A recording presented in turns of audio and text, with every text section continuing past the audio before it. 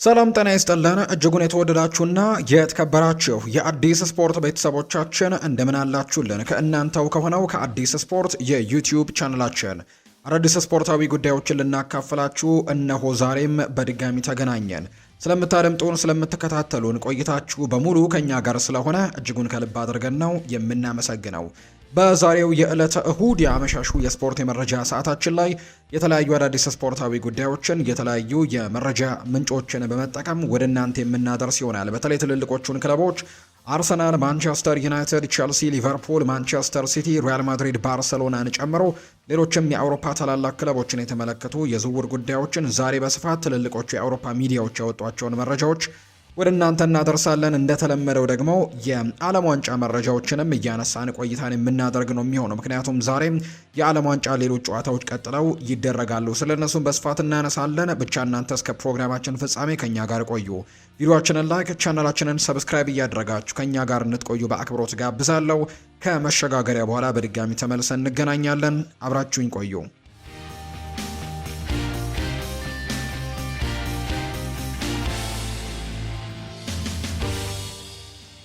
የዓለም ዋንጫ መረጃዎችን በማስቀደም እንጀምር። ዛሬም የዓለም ዋንጫው በሌሎች ጨዋታዎች ቀጥሎ የሚደረግ ይሆናል። ጠዋት ላይ የተደረገ አንድ መርሃ ግብር ነበር። ተርኪና አውስትራሊያ ያደረጉት መርሃ ግብር ነበር። ያ ጨዋታም በአውስትራሊያ አሸናፊነት ተጠናቋል። ይሄ ጨዋታ በርከት ባሉ እንግዲህ ቃለ መልሶች ነበሩት። በአውስትራሊያ ተጫዋቾችና በተርኪ ተጫዋቾች መካከል የቃላት ሽኩቻዎች ነበሩት ጨዋታው ከመጀመሩ በፊት። ከጨዋታው በኋላ ግን አውስትራሊያ ጨዋታውን አሸንፋም የወጣችበት መርሃ ግብር ሆኖ ተመልክተናል። 2-0 በሆነ ውጤት ነው ጨዋታውን በአውስትራሊያ አሸናፊነት እንዲሁ የተጠናቀቀው። ከዛ በፊት በተደረገ ጨዋታ ደግሞ እንዲሁ ስኮትላንድም ሃይቲን በማሸነፍም ድል እንደቀናት እየተመለከትንባቸው ጨዋታዎች ናቸው የተደረጉት። ዛሬም በርከት ያሉ ጨዋታዎችም ቀጥለው የሚደረጉ ይሆናል። ዛሬ ተጠባቂ ጨዋታዎች ይኖራሉ። ከነዚህ መካከል ጀርመን ዛሬ የመጀመሪያ ጨዋታዋን በዓለም ዋንጫ በ2026ቱ የዓለም ዋንጫ የመጀመሪያ መርሃ ግብሯን የምታደርግ ነው የሚሆነው። ባለፈው የ2022 የዓለም ዋንጫ ከምድብ እንኳን ማለፍ የተሳናት ጀርመን ዛሬ ከኩራሳው ጋር በምታደርገው ጨዋታ የዚህን የዓለም ዋንጫ ጉዞዋን ትጀምራለች ተብሎ ይታሰባል።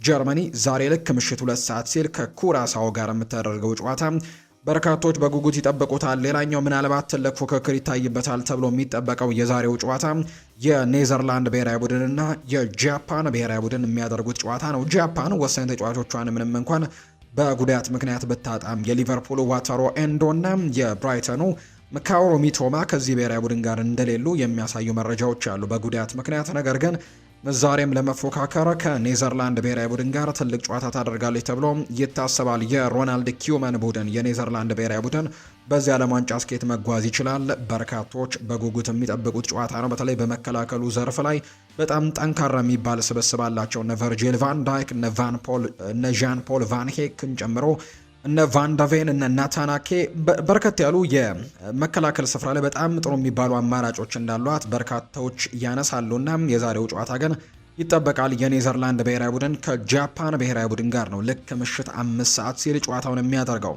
ከዛ ውጪ ግን እንዲሁ ሌሊት ላይ የሚደረጉ 2 መርሃ ግብሮችም አሉ። አንደኛው አይቮሪ ኮስት እና ኢኳዶር የሚያደርጉት ጨዋታ ነው። የኢኳዶር ብሔራዊ ቡድን በዚህ ዓለም ዋንጫ ላይ ከሚጠበቁት ብሔራዊ ቡድኖች ያው ትልቅ ደረጃ ላይ ይደርሳል ተብሎ እንኳን ባይጠበቅ፣ ነገር ግን ጥሩ ተፎካካሪ ይሆናሉ፣ ሰርፕራይዚንግ ቲም ይሆናሉ ተብሎ ከሚጠበቁ ብሔራዊ ቡድኖች መካከል አንደኛው ሊሆን እንደሚችል ግምት ከተሰጣቸው ብሔራዊ ቡድኖች መካከል ይጠቀሳልና ዛሬ ደግሞ ከአፍሪካዊቷ ሀገር አይቮሪ ኮስት ጋር ጨዋታዋን ታደርጋለች። ይሄ የአይቮሪ ኮስት ብሔራዊ ቡድንም ጥሩ ልምድ ያላቸው ተጫዋቾች በብሔራዊ ቡድን ውስጥ አሉ። ከዛ ውጭ ደግሞ በታዳጊዎች ዘርፍም በዚህ ዓለም ዋንጫ ላይ በጣም ከሚጠበቁ ታዳጊዎችና በዝውውር መስኮቱም ከሊቨርፑል ከፓሪስ ሰን ዠርሜን ጋር በትልቁ ስሙን እየሰማን የምንገኘው ያን ዲዮማንደም በዚህ ብሔራዊ ቡድን ውስጥ የሚገኝ ተጫዋች ነውና በርካቶች እንዲሁ አማድ ዲያሎም በዚህ ስብስብ ውስጥ አሉ። ስለዚህ ለአይቮሪ ኮስት ብሔራዊ ቡድን በዚህ ዓለም ዋንጫ ላይ ምን ያክል ጉዞዎችን ታደርጋለች? የዛሬው ጨዋታ ሌሊት 8 ሰዓት የሚደረገው ጨዋታ የመጀመሪያቸው ይሆናል ተብሎ ይታሰባል። ሌላኛው ሌሊት 11 ሰዓት የሚደረግ ጨዋታ አለ። የስዊድን ብሔራዊ ቡድንና የቱኒሲያ ብሔራዊ ቡድን የሚያደርጉት ጨዋታም እንዲሁ ይጠበቃል። ከስዊድን ብሔራዊ ቡድን ጋር በተያያዘ አሰልጣኙ አንድ ሀሳባቸውን ሰጥተዋል። የስዊድን ብሔራዊ ቡድን አሰልጣኝ የሆኑት ግርሃም ፖተር ናቸው። የፊት መስመር አጥቂዎቻቸው ብቻ የቡድናቸው ጥንካሬ እንዳልሆኑ ይነገራሉ። በተለይ ቪክተር ዮኬሬሽን እና አሌክዛንደር ኢሳክን የያዘ የአጥቂ መስመር እንዳላቸው ይታወቃል። ስለዚህ ይሄኛው ብቻ አይደለም የኛ ጥንካሬ ሲሉ ነው የተናገሩት። የቀድሞው የብራይተን ኤንድ ሆቭ አልቢያን የቼልሲም አሰልጣኝ የነበሩት ግርሃም ፖተር ሲናገሩ እንደ ቡድን በጣም ጠንካራንን ይላሉ። ግርሃም ፖተር ሲናገሩ በአጥቂዎቻችን ብቻ አንመካም ወይም ደግሞ እነሱ ብቻ አይደለም ጠንካራ ጎናችን ሲሉ ነው የተናገሩት። እንደ ቡድን ልዩነት የሚፈጥሩ በጣም በርከት ያሉ ተጫዋቾች ያሉን ብለዋል። የቡድኑ አምበል ቪክተር ሊንድሎፍ በበኩሉ ከዚህ ቀደም ብሔራዊ ቡድኑ በፊት መስመር የነበረውን የዝላታን ኢብራሂሞቪች እና የሄንሪክ ላርሰንን ጥምረት ያስታውሳል። ቪክተር ዮኬሬሽ የፕሪሚየር ሊጉ አሸናፊ ዋንጫን ባሳኩበት የዘንድሮው የውድድር ዓመት 21 ጎሎችን ለክለቡ በአጠቃላይ በሁሉም ውድድሮች ማስቆጠሩን እናስታውሳለን። አሌክዛንደር ኢሳክም ከጉዳት ጋር በጣም ትግል ውስጥ ቢሆንም ነገር ግን ዘንድሮ እንኳን ባይሆን አምና በኒውካስል ዩናይትድ ቤት በጣም ጠንካራ ተጫዋች መሆኑን በጣም ጎበዝ ተጫዋች መሆኑን በፕሪሚየር ሊጉ በጣም ከፍተኛ ገንዘብ ወጥቶበት በሪከርድ ገንዘብም ወደ ሊቨርፑል መቀላቀሉን እናስታውሳለን። እንዳልኳችሁ ዘንድሮ ከጉዳት ጋር እየታገለ በርከት ያሉ ግልጋሎቶችን መስጠት ባይችልም ለስዊድን ብሔራዊ ቡድን ግን በዓለም ዋንጫው ላይ ምናልባት ጥሩ ግልጋሎትን ይሰጣሉ ተብለው ከሚጠበቁ ተጫዋቾች መካከል አንደኛው ይሆናል ተብሎ ይታሰባል። አሌክዛንደር ኢሳክ። ሌሎች ግን በጣም በርከት ያሉ የሚነሱ ተጫዋቾች ያሉ እነ አንቶኒ ላንጋም እነ ሉካስ ቤርግቫል በዚህ ብሔራዊ ቡድን ውስጥ በጣም ጥሩ አስተዋጽኦችን ሊያደርጉ ይችላሉ ተብለው የሚጠበቁ ተጫዋቾች ናቸው። እነዚህ ጨዋታዎች እንግዲህ ሌሊት ላይ የሚደረጉ መርሃ ግብሮች ጭምር ናቸው። የዛሬዎቹ የዓለም ዋንጫ መርሃ ግብሮች እነዚህን ናቸው። ሌሎቹ ከዓለም ዋንጫ ጋር የተያዙ ጉዳዮችን እንዲሁም እናንሳላችሁ ውድ ቤተሰቦቻችን። አንደኛው ከስፔን ብሔራዊ ቡድን ጋር የተያዘው ጉዳይ ነው። ነገ ነው እንግዲህ ስፔን የመጀመሪያ ጨዋታዋን የምታደርገውና ለምንድን ነው በዚህ ብሔራዊ ቡድን ውስጥ ላሚን ያማል የ10 ቁጥር ማሊያን ያልተረከበው ወይም ያለበሰው የሚል ጥያቄ በበርካቶች ዘንድ ይነሳልና ምላሾች እንዳሉት ነው የመረጃ ምንጮች የሚያሳዩት። ፔሌ፣ ዲየጎ አርማንዶ ማራዶና፣ ዚነዲን ዚዳን፣ ሊዮኔል ሜሲ እና ሮቤርቶ ባጂዮ በዚህ ቁጥር ማሊያ ለብሰው በዓለም ዋንጫው ደማቅ ታሪኮችን መጻፍ ከቻሉ ተጫዋቾች መካከል እንደሚገኙበት የሚታወቅ ጉዳይ ነው። በዓለም ዋንጫ ሀገራት ይህንን ቁጥር ለአጥቂ አማካዮችና ለፊት መስመር ተሰላፊዎቻቸው ነው ሲሰጡ የምንመለከተው። በስፔን ብሔራዊ ቡድን ጎልተው እንደሚወጡ ከሚጠበቁ ተጫዋቾች መካከል ቀዳሚው ምንም ጥያቄ የሌለው ላሚን ያማል ነው። ዘንድሮ በትልቁ ጎልቶ ይወጣል ተብሎ ይታሰባል። እርግጥ ነው የመጀመሪያ የዓለም ዋንጫ ተሳትፎ እንደሆነ ይታወቃል። ገና እድሜው 18 ነው። በ2022 የዓለም ዋንጫ የ14 ዓመት ታዳጊ እንደነበር የሚታወቅ ነውና የዓለም ዋንጫ የመጀመሪያውን ተሳትፎ የሚያደርግበት ነው። በዚህ ዓለም ዋንጫ ላይ ግን ኦልሬዲ በጣም ሱፐር ሻይን ከሚያደርጉ ተጫዋቾች መካከል ተደርጎ ይቆጠራል ላሚን ያማል እና ለምንድን ነው የ10 ቁጥር ማሊያን ያለበሰው የሚል ጥያቄዎች ይነሳሉ። ላሚን ያማል 19 ቁጥር ማሊያን ለብሶ ለዚህ የስፔን ብሔራዊ ቡድን ግልጋሎት እንደሚሰጥ የሚታወቅ ነው። ላሚን በክለቡ የሚለብሰው 10 ቁጥር ማሊያ የቡድን አጋሩ ዳኒ ኦልሞ ነው። በብሔራዊ ቡድን ደግሞ የሚለብሰው 10 ቁጥር ማሊያ ዳኒ ኦልሞ 10 ቁጥር ይለብሳል በብሔራዊ ቡድን። ከዛ ውጪ ላሚን ያማል 19 ቁጥር ነው የሚለብሰው። ስፔን ተጫዋቾች የማሊያ ቁጥርን እንዲመርጡ የምታደርገው ብዙ ጨዋታዎችን ለሀገራቸው ግልጋሎት የሰጡ ተጫዋቾችን ቅድሚያ መስጠት ነው። ስለዚህ የሁለቱ ተጫዋቾች ማለትም የዳኒ ኦልሞ እና የላሚን ያማል በጣም በርከት ያሉ ለስፔን ብሔራዊ ቡድን ጨዋታዎችን ያደረገው ተጫዋች ቀድሞ ነው ቁጥር የሚመርጠው። በዛ ሰዓት ነው እንግዲህ ዳኒ ኦልሞ 10 ቁጥርን እንደመረጠ የሚናገረው። ስለዚህ 50 ጨዋታዎችን ለሀገሩ ያደረገው ዳኒ ኦልሞ ምርጫው 10 ቁጥር መሆኑን ተከትሎ 25 ጨዋታዎችን ያደረገው ላሚን ያማል 19 ቁጥር ማሊያን እንዲለብስ ምክንያት እንደሆነ ይፋ ተደርጓል። ስለዚህ የስፔን ብሔራዊ ቡድን በሲኒየሪቲ ነው ቁጥሮችን የሚሰጠው ወይም ሲኒየር ተጫዋቾች ይቀድማሉ ቁጥር ለመምረጥና በዛ ምክንያትም ዳኒ ኦልሞ ቀድሞ ቁጥር ስለሚመርጥ 10 ቁጥር ማሊያን ቀድሞ መምረጡ ነው የመረጃ ምንጮቹ እያሳዩ የሚገኙት። ሌላኛው የምናነሳው ጉዳይ ከቤልጅየም ብሔራዊ ቡድን ጋር ይያያዛል። ቤልጅየማዊው አማካይ የሆነው ኬቨን ደብሮይና ከጀረሚ ዶኩ ጋር መጫወት እንደሚያስደስተውና ከዶኩ ጋር መጫወት ደግሞ ሕይወትን ቀላል ያደርጋል ሲል ነው የሚናገረው። ኬቨን ደብሮይና ነው ይህንን ሀሳብ የሰጠው። ኬቨን ደብሮይና ሲናገር ጀረሚ ዶኩን 90 ደቂቃ 1-1 መከላከል የማይቻል ነገር ነው ሲል ይናገራል። በጨዋታው 10 እና 15 አካባቢ ኳሶችን አታሎ ማለፍ ለሱ የተለመደ ነገር ነው። ያን ያክል በጣም ቀላል ነገር ነው ሲልም ነው ኬቨን ደብሮይና የሚናገረው። ዶኩ አጫውቱና ለሌሎችም ቦታ የሚከፍትበት ወይም መንገድ ወይም ደግሞ ለሌሎች ተጫዋቾችም ስፔስን የሚፈጥርበት መንገድ ያስደንቀኛል ብለዋል ኬቨን ደብሮይና። ከሱ ጋር መጫወትም ህይወትን ቀላል ያደርጋል ሲልም ነው የቀድሞ ማንቸስተር ሲቲ በአሁኑ ሰዓት በጣሊያኑ ክለብ ናፖሊ እየተጫወተ የሚገኘው ኬቨን ደብሮይና ሀሳቡን የሰጠው። የቱርክ ብሔራዊ ቡድን ተጫዋች የሆነው እንዲሁ ካፕቴናቸው ሃካን ቻናኖግሉ በአውስትራሊያ የደረሰባቸው የ2-0 ሽንፈትን ተከትሎ ማሸነፍ የሚገባን እኛ ነበረን ሲል ይናገራል። ጨዋታውን ሙሉ በሙሉ ተቆጣጥረን ነበር ያለው ሃካን ቻናኖግሉ ጎሎችን ከረጃጅም ኳሶችም ነበር የተቆጠሩብን ሲል ይደመጣል። ቀሪ ጨዋታዎች እንዳሉት በመግለጽም ያለቀ ነገር ምንም የለም የሚለው ሃካን ቻናኖግሉ አንዳንዴም በጥፊ መመታት ያስፈልጋል ዳግም ለመነሳትና ለመንቃት ሲልም ጭምር ነው ሃካን ቻናኖግሉ የኢንተር ሚላኑ ተጫዋች የተናገረው። ጧት በተደረገው ጨዋታ ቱርኪ በአውስትራሊያ 2-0 መሸነፏን የምናስታውሰው ነው። ሌላኛው ሮማሪዮ ይናገራል። የቀድሞ የብራዚል ብሔራዊ ቡድን ታሪካዊ ተጫዋች የሆነው ሮማሪዮ ብራዚል አቻ መውጣቷን ተከትሎ አንድ አስተያየትን ሰጥቷል። ውጤቱን እኔ እንደ አቻ አልመለከተውም፣ እንደ ሽንፈት ነው የምመለከተው ሲል ነው ሮማሪዮ የሚናገረው። በመጀመሪያ የዓለም ዋንጫ ጨዋታ ላይ እንደ ሞሮኮ ካለ ተጋጣሚ ጋር አቻ መውጣትና እንደ ሽንፈት የማይወሰደው እግር ኳስን የማይረዳ ነው ሲልም ነው ሮማሪዮ የሚናገረው። እኛ ብራዚሎች ነን የሚለው ሮማሪዮ ሞሮኮ በጨዋታው ተሽላ ነበር ሲልም ጭምር ነው የተናገረው። ብራዚል በግል ብቃት የበላይነት ቢኖራትም እነሱ ግን የተደራጁና በጣም ብልሆች ነበሩ ሜዳ ላይ ሲልም ነው የተናገረው። እኛም ኢንዲቪዥዋል ብሪሊየንስ ስላለን ነው ጨዋታውን በአቻ ውጤት ያጠናቀቅ ነው እንጂ ሞሮኮ እንደ ቡድን በጣም በልጣናለች ሲልም ነው ሮማሪዮ የተናገረው። ነገር ግን ይህንን ጨዋታ እኔ እንደ አቻም አልቆጥረውም እንደ ሽንፈት ነው የምቆጥረው ሲልም ጭምር ነው የተናገረው ሮማሪዮ።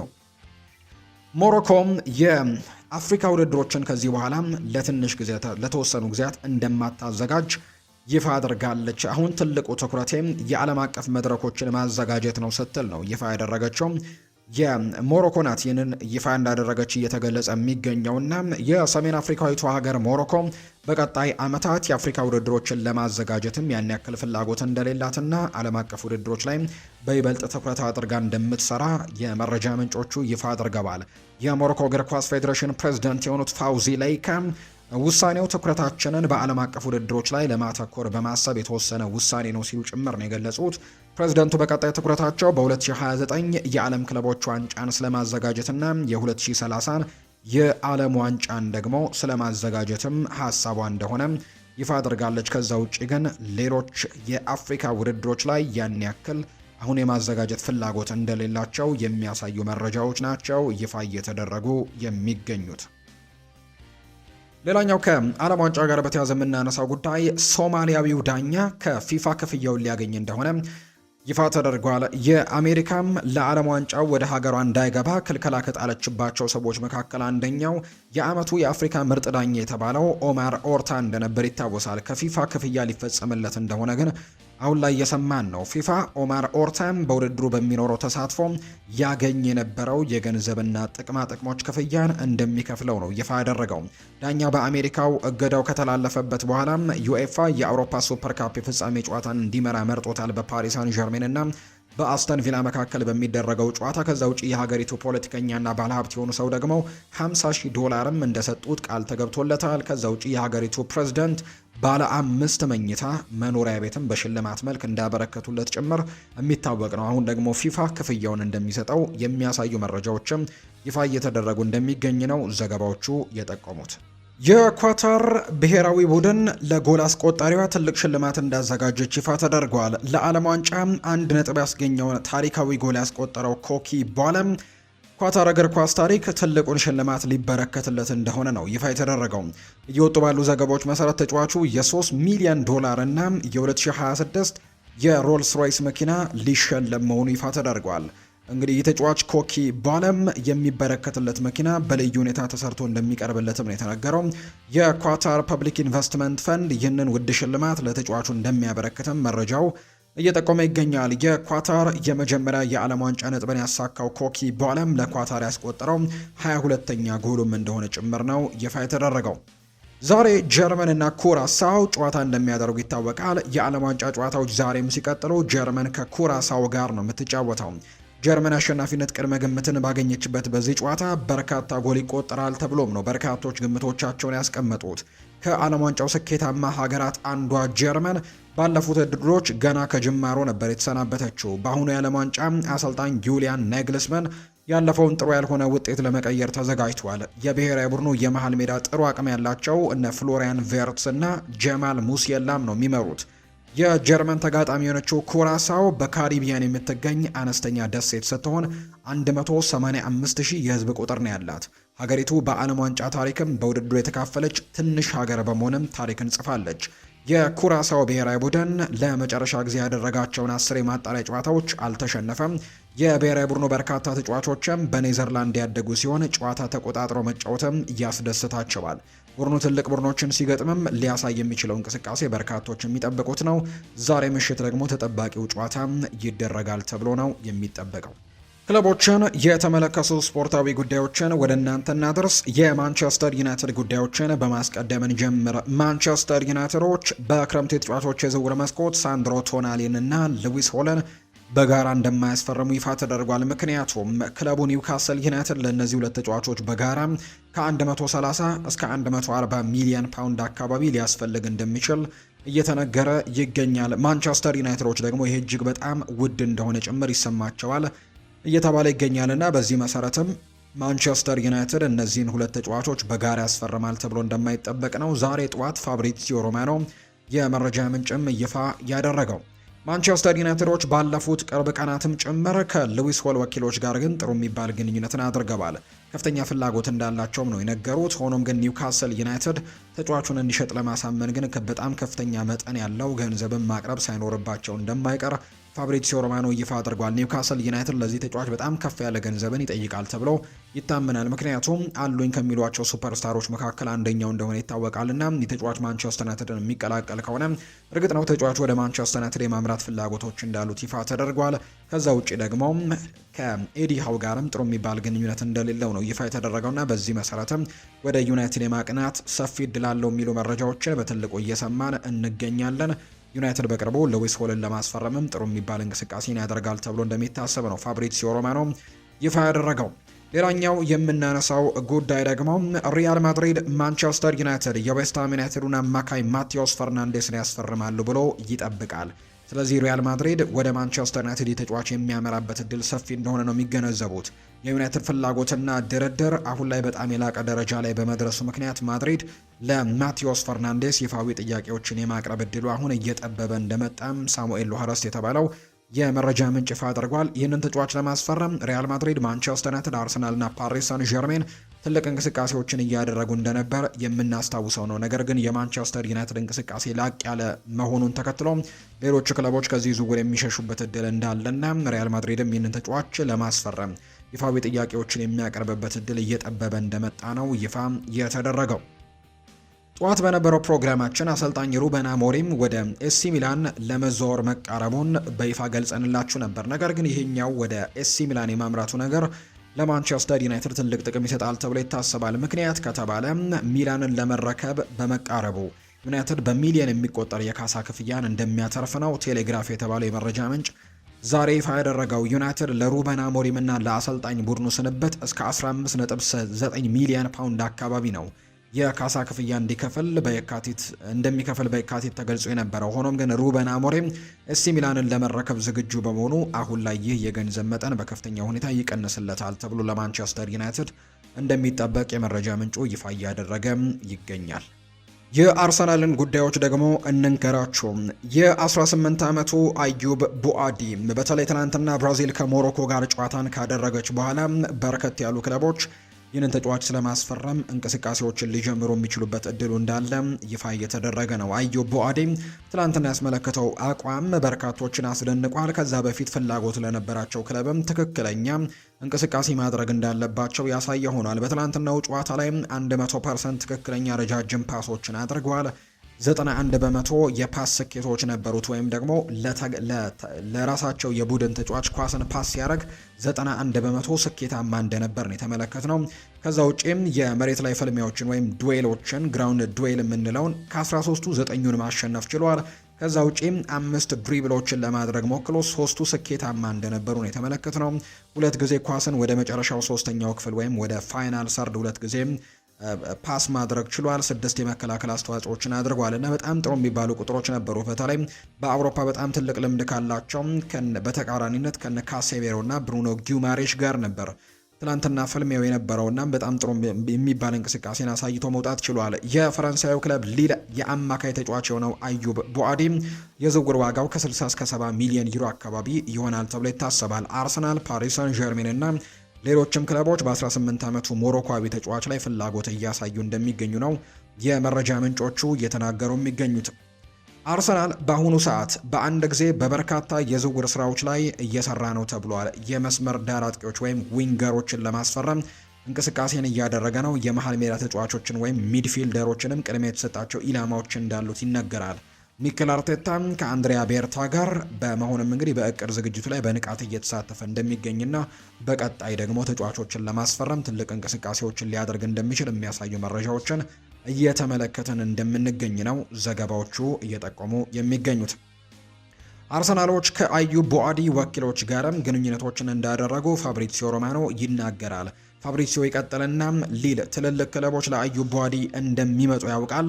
በፓሪስ ሰን ዠርሜንም በጣም ተፈልጓል። እነሱ በጣም ይወዱታል። ከአርሰናል እና ከሊቨርፑል ጋርም ቀጥተኛ ግንኙነት አለው። ሁለቱም ክለቦች የተጫዋቹን ወኪሎች ጋርም ተገናኝተዋል። ይሄ የጨዋታ ፈጠራ አማካዮችም ወይም ሚድፊልደሮች ደግሞ የዝውውር ክረምት ይሆናል ተብሎ እንደሚታሰብ ነው የመረጃ ምንጩ ይፋ ያደረገው። አሌክስ ክሩክ ይናገራል። የ16 ዓመቱ ጀረሚ ሞንጋ ለማስፈረም እስከ 10 የሚደርሱ ክለቦች ከፕሪሚየር ሊግም ከፕሪሚየር ሊግ ውጭም ባሉ ሀገራትም እንዲሁ ፍላጎቶች እንደታዩ ነው የሚናገረው። አርሰናል ከሌስተር ሲቲ ጋር ግን ስምምነት ለመድረስ በጣም ተቃርበዋል። የዝውውር ዋጋ በ10 ሚሊዮን ፓውንድ አካባቢ ይሆናል ተብሎ ይጠበቃል። አርሰናሎች ጀረሚ ሞንጋን ለማስፈረም ጥሩ ደረጃ ላይ ናቸው። አርሰናል ጀረሚ ሞንጋን እንደሚያስፈርሙትም በራስ መተማመን እንዳላቸው ነው ይፋ የተደረገው። ኒውካስል ዩናይትድ ለሳንድሮ ቶናሊ ቢያንስ 100 ሚሊዮን ፓውንድ አካባቢ ይፈልጋሉ። ማንቸስተር ሲቲ እና አርሰናል ደግሞ የሳንድሮ ቶናሊ ቀዳሚ ፈላጊዎች እንደሆኑ የሚያሳዩ መረጃዎችን ነው ኒኮላስ ሺር የተባለው የመረጃ ምንጭ ይፋ እያደረገ የሚገኘው። ዳቪድ ራያ የስፔን ቋሚ ግብ ጠባቂ ስለመሆን ጥያቄ ቀርቦለት ተናግሯል። በመጀመሪያ በዚህ መገኘት መቻል በራሱ ትልቅ ህልም ነው። ይህ ሁለተኛ የዓለም ዋንጫ ተሳትፎዬ ነው። እናም በእርግጥም በሜዳ ላይ የዚህ አካል መሆንም ደጋግሜ ምኞቴ ነው። በዚህ ዓመት ከአርሰናል ጋር ፕሪሚየር ሊጉን በማሸነፌና ሶስተኛውን ተከታታይ የወርቅ ጓንት በማሸነፌ ትልቅ ነገርን አሳክቻለሁ ብዬ አምናለሁ። ወሳኙ ነገር አሰልጣኝ ሉዊስ ዴላ ፉዌንቴ ለቡድኑ ጥሩ ነው ብለው በሚያስቡት መንገድ ላይ የሚሰጠው አስተያየት ነው። ስለዚህም የሚፈጠረውን እንመለከታለን። እናም ደግሞ የትኛውንም ውሳኔ አከብራለሁ። ቋሚ ሆንኩኝም አልሆንኩኝም ለቡድኔ ግን እገኛለሁ ብሏል። ልክ ሁሌም እንዳደረግኩት የሚሰጠኝ ሚና ምንም አይነት ቢሆን በእግር ኳስ ህይወቴ ሁሉ ቡድኑን ለማገዝም ጥረቶችን ማድረጌን እቀጥላለሁ ሲልም ጭምር ነው የተናገረው። ዳቪድ ራያ ነው ይህንን ሀሳብ እየሰጠም የሚገኘው። የሪያል ማድሪድ ጉዳዮችን የምናነሳ አሰልጣኝ ዦዜ ሞሪኒዮ የሪያል ማድሪድ ስኳድን በወጣትና በድንቅ ተሰጥኦች የተሞላ እንደሆነም ያምናል የተባለው። ነገር ግን ቡድኑ በሚቸገርበት ጊዜም የአንድ ስሜትን የሚፈጥሩና ጫናን መቋቋም የሚችሉ ልምድ ያላቸው በመልበሻ ቤት ውስጥም የመሪነት ባህሪ ያላቸው ተጫዋቾች እጥረት እንዳለበት ግን ያስባል ተብሎ ይጠበቃል። በተለይም እንደ ቶኒ ክሮስ አይነት ተጫዋች፣ እንደ ናቾ ፈርናንዴዝ፣ እነ ሉካ ሞድሪች፣ ሆሴሎ አይነት ተጫዋቾች መውጣታቸውን ተከትሎ ችግሩ በጣም ተባብሶበት እንደሚገኝ ነው የተነገረውና ያንን ነገር ለማስተካከልም መጣር ይኖርበታል ብሏል ማርካ የተባለው የመረጃ ምንጭ ይፋ እንዳደረገው። ካርሎ አንቸሎቲ ለቪኒ ጁኒየር ልዩ እቅድን እንዳወጣ ይነገራል። በማጥቃት ሚናዎች ላይ የግራ ክንፍ ቦታን የሚይዝ ሲሆን ወደ መከላከል በሚመለስበት ጊዜ ደግሞ የማጥቃቱ ግንባር ቀደም ይሆናል ተብሎ ይታሰባል። ይህ እቅድ ኳስ በሚቆጣጠርበት ጊዜ ሰፊ ቦታዎችን እንዲያገኝ ለማድረግ የታለመ ሲሆን በፈጣን መልሶ ማጥቃት ወቅት ደግሞ የእቅዱ ቁልፍ መነሻ እንዲሆንም ያደርገዋል ተብሎ እንደሚታሰብ ነው ግሎቦ የተባለው የመረጃ ምንጭ ይፋ ያደረገው። እኔ ሪያል ማድሪድ ስደርስ ኦሪዮል ሹዋሜኒ አስቸጋሪ ጊዜን እያሳለፈ ነበር ይላል ኪሊያን ኤምባፔ ሲናገርም። በከፍተኛ ሁኔታ ይተች ነበር። ከዚያ በኋላ ብዙ ጊዜ የመሃል ተከላካይ ሆኖም እንዲጫወት ተደርጓል። በማድሪድ ግን ማንም ግድ የለውም። ተከላካይ ሆነ ተጫወትክም አሊያም አማካይ ቦታ ላይ ብቃትን ካላሳየ ማንም ከመተቸት ወደ ኋላ አይልም። እነዚህ ነገሮች እንግዲህ እንደዚህ ናቸው እኛ ጋር። ነገር ግን እኔን ደስ ያለኝ ሁኔታውን ደግሞ ለመቀየር እንዲሁ ደግሞ ያሳየው ጠንካራ ስብዕና ነው። ያንን ደረጃ ደግሞ አልፎ አሁን ላይ ይበልጥ ጠንካራ ሆኖ መጥቷል። አሁን ላይ በራሱና በችሎታው ሙሉ በሙሉ ተማምኖ ቦታውንም አስከብሯል ሲል ነው ኪሊያን ኤምባፔ የሚናገረው። ሞሪኒዮ በሪያል ማድሪድ ስራ ለመጀመር በጣም በጉጉት ላይ እንደሆነ መረጃዎች እየወጡ ይገኛሉ። እንዲሁም ትዕግስቱንም እንዳጣን የተነገረው ሆሴ ሉዊስ ሳንቼስ እንዳጋራው መረጃ ከሆነ ለሱ ቅርብ የሆኑ የመረጃ ምንጮች እንደሚናገሩት ከሆነ የሚሰማው ጉጉት ልክ እንግዲህ አሁን ላይ ስራውን እንደጀመረ አዲስ አሰልጣኝ ያክል ነው። ጆዜ በፕሮጀክቱ ላይ በጣም የተደሰተ ሲሆን ከፍተኛ በራስ መተማመንም እንዳለው ጭምር የሚያሳዩ መረጃዎች እንደወጡ ነው ዘገባዎቹም ያሳዩት። የተወደዳችሁና የተከበራችሁ ቤተሰቦቻችን ለዛሬ ያዝንላችሁ አዳዲስ ስፖርታዊ ጉዳዮቻችን እነዚህን ይመስላሉ። ስላደመጣችሁን፣ ስለተከታተላችሁን ቆይታችሁም ከኛ ጋር ስለነበር እጅግ ከልብ አድርገን ነው የምናመሰግነው። ፉአድ ባህሩ የዛሬውን ፕሮግራም እየመራው ከእናንተ ጋር ቆይታን አድርጌያለሁ። ስላደመጣችሁኝ፣ ስለተከታተላችሁኝ ቆይታችሁ በሙሉ ከኛ ጋርም ስለነበር ከልብ አድርጌ አመሰገንኩኝ። በቀጣይ ፕሮግራሞቻችን ሌሎች ስፖርታዊ ጉዳዮችን፣ ሌሎች አዳዲስ መረጃዎችን አካተን በድጋሚ ተመልሰን የምንገናኝ ይሆናል። ለዛሬ ግን ስላደመጣችሁኝ ከልብ አድርጌ አመሰገንኩ። መልካም ጊዜ፣ መልካም ምሽት እንዲሆንላችሁም በአክብሮት ተመኘው።